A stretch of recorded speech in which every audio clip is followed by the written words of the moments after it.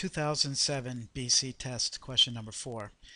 Let f be the function defined for x greater than 0 with f of e equals 2 and f prime, the first derivative of f given by f prime of x is equal to x squared ln x.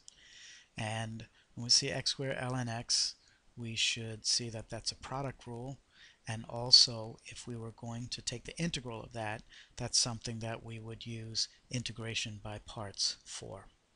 So the first thing we need to do is write an equation for the line tangent to the graph of f at the point e comma 2.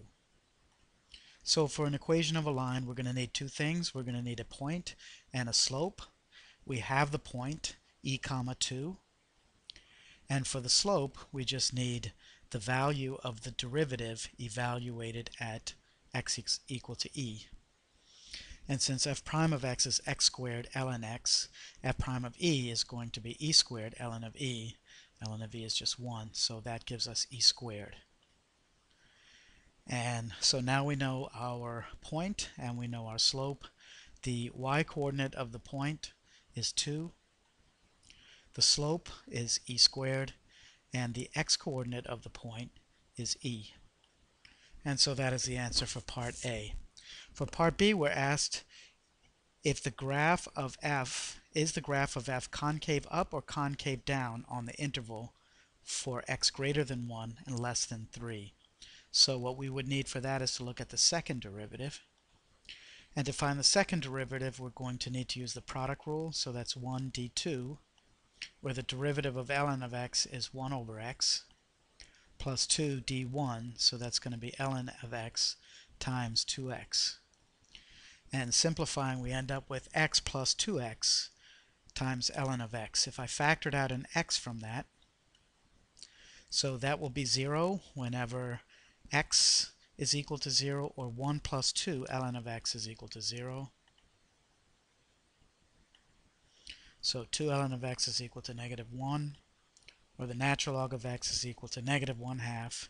And by exponentiating both sides, we end up with x is equal to e to the -1/2. So those are our two zeros there. Now if e is roughly 2.718, 1 over e would be 1 over 2.718, and 1 over e to the -1/2 would be 1 over the square root of e. Well, regardless, that is still going to be 1 over the square root of e will still be less than 1, because square root of e will still be greater than 1, as e is greater than 1. And so we know that on the interval from 1 to 3, the second derivative will not change signs. So we really just have to look at any value between 1 and 3 and see what we would get for that. And actually, we didn't even have to find those critical points and test those values, etc.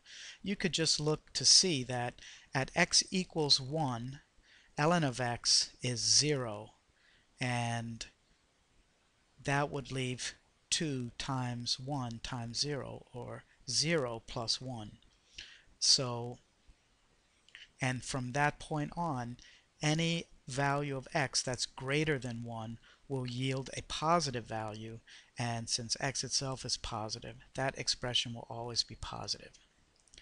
So for any x value greater than 1, x plus 2x times ln of x will always be positive.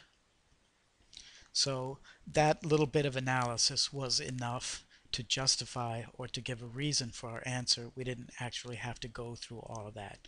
So both of those ways of doing that are okay, but obviously the one that's written in blue would be the simplest one. In part C, we want to anti-differentiate, or we want to use anti-differentiation to find f of x. And we're going to need to use the integration by parts for that. And if you notice that we have x squared there, so we're actually going to have a multi-step integration by parts. And to do that, I'm going to use the tabular integration by parts. And I will continue that in the next video.